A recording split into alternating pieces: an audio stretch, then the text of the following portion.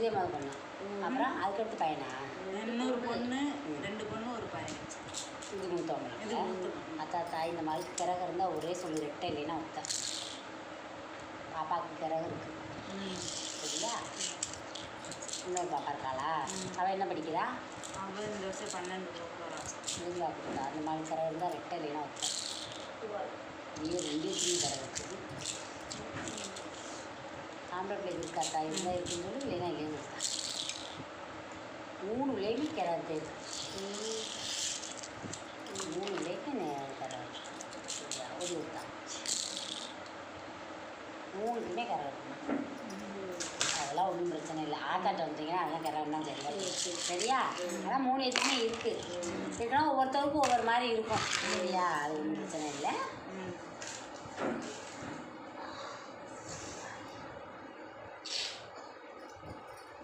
முனியை காணும். ஒவ்வொரு சாமி குலதெய்வம் என்னவாக இருந்தாலும் காட்சிக்கு வரணும் தான்.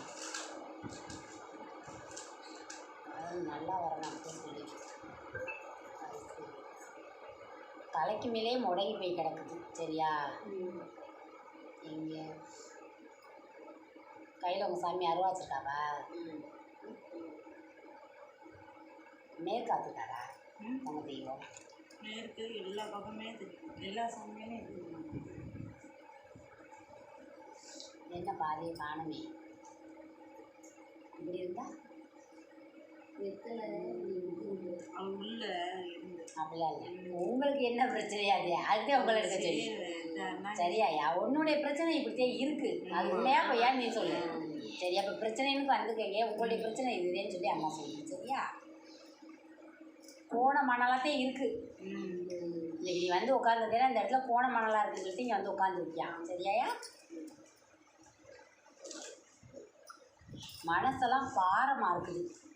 கரடு முரடான்னு சொல்லுவாங்கல்ல, ஒரு கல்லில் நடந்து போனால் அவன் வாழ்க்கை எப்படி இருக்கும்? கல் காலில் குத்துக்கலாம். அது மாதிரி இருக்கா முரசா அப்படின்னு சொல்லுவோம்ல, அந்த மாதிரி இருக்கா. மனசு வந்து பாரமாக. ஏற்கு மரத்தை பார்க்க இருக்கு நிலைமை. உண்மையா பொய்யா? நல்லா வாய் விட்டு சொல்லு. ஏன்னா எனக்கு தெரியாது. நான் வந்து வெத்தலை நீங்க உனக்கிட்ட கொடுத்து உங்கள் கைப்பட எடுத்தேன். வெத்தலை வந்து இந்த ஏற்கு மரம் இருக்குது. சரியா?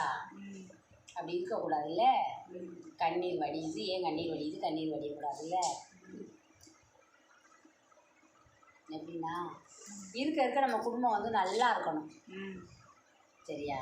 ஆனால் இருக்க வந்து உனக்கு அப்படியே எதுவுமே இல்லாமல் வெறும் ஆளா உடம்புக்கு உனக்கும் எதுவுமே சம்மந்தமே இல்லையா? அப்படி இருக்கா? அந்த மாதிரி இருக்குது. சொல்ல முடியல. அது நான் சொல்லிட்டேன்ல, ஆத்தா சொல்லிட்டால. சரி, இங்கே வந்து பிடிச்ச துண்ணூரில் வந்து உங்களுக்கு வந்து காட்சியாக இருக்கணும் தெய்வம். அது சரி. தாய் மாதிரி தாய் எரிவாங்க, கூட்டம் பொறிவாங்க. தெய்வமே உடஞ்சுதே நிற்கிறாங்க. உடஞ்சிருக்கா? உடையக்கூடாது. நமக்கு தெய்வம் ஒத்தாசை இருந்துச்சுன்னா நான் இப்போ இந்த வீடு கட்டடம் எழுப்புறோம். உடஞ்சிட்டு இருந்தால் எப்படி அந்த எழுப்ப முடியும் கட்டடத்தை? அப்போ வந்து ஒத்தாசை, அந்த கட்டடம் வந்து ஒத்தாசை கொடுத்தாதே நம்ம மேலே கீழே அத்தியாரம் போட்டு மேலே பில்டிங் எழுப்ப முடியும். அந்த மாதிரி இருக்கா. சரியா? சரி, எல்லாமே தெய்வம் இருக்கு உனக்கு. அக்கா இல்லைன்னு நினைக்காத. அந்த முழு ஒத்தாசை இல்லாமல் இருக்குது. சரியா? பழையதே அதேப்பா. யாருக்கும் சாமி வராதுல்ல.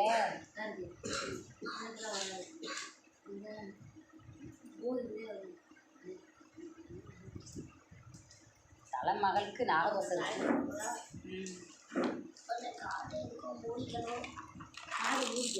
ஊதி கொடுத்தா பாப்பா நாகதோசை. ஆத்தாட்ட வந்துட்டீங்கள. ஆத்தா இருக்கிறத சொல்கிறீங்க, அப்புறம் தீர்வு சொல்கிறீங்க. ஊதி கொடுத்தா அந்த மாதிரி நாகதோசைன்னா ஒரே சொல்லிட்ட. அதுனா நாகதோசை யாருக்கு வருவா? ஏதா அருகில் வந்து அம்மாவோட பிரச்சனை என்ன சொல்கிறான்னு தெரிஞ்சுக்குவோம். சரியா?